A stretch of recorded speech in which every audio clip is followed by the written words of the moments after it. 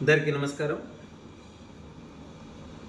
కోడికత్తి, గొడ్డలిపోటు, గులకరాయిని ముగింపు చేసి ప్రజాప్రభుత్వాన్ని నిలబెట్టి నేటికి 2 సంవత్సరాలు పూర్తి చేసుకున్న శుభ సందర్భంగా ఆంధ్ర రాష్ట్ర ప్రజలందరికీ కూడా పేరు పేరున కూటమి ప్రభుత్వం తరఫున హృదయపూర్వక ధన్యవాదాలు తెలియజేసుకుంటాం. అయితే 2 రోజుల క్రితం ఓడిపోయి 11 సీట్లకు పరిమితమైనటువంటి వైసీపీ పార్టీ ఏదో వెన్నుపోటు దినం అనేటువంటి కార్యక్రమాన్ని కొనసాగించారు.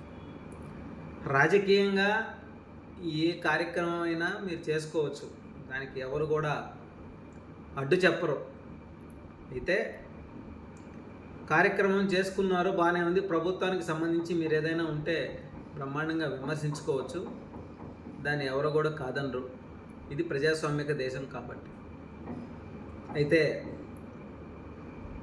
2 సార్లు సర్వేపల్లి నియోజకవర్గ ప్రజల చేత ఓట్లు వేసుకొని గెలిచి మంత్రి అయ్యి కోట్ల రూపాయలు విలువ చేసే గ్రావెల్ని, మైనింగ్ని, భూముల్ని దోచుకున్నటువంటి మాజీ మంత్రి కాకాని గోవర్ధన్ రెడ్డి ప్రస్తుత నెల్లూరు జిల్లా వైఎస్ఆర్సీపీ జిల్లా అధ్యక్షుడిగా ఉన్నటువంటి వ్యక్తి, 40 సంవత్సరాల అనుభవం కలిగినటువంటి ఉమ్మడి ఆంధ్ర రాష్ట్రంతో పాటు ప్రత్యేక రాష్ట్రంలో కూడా మొదటి ముఖ్యమంత్రిగా చేసినటువంటి ప్రస్తుత మన రాష్ట్ర ముఖ్యమంత్రి వర్యులు నారా చంద్రబాబు నాయుడు గారిని అనుచిత వ్యాఖ్యలు చేసి ఏకవచనంతో మాట్లాడడం, దూషించడం సరికాదు.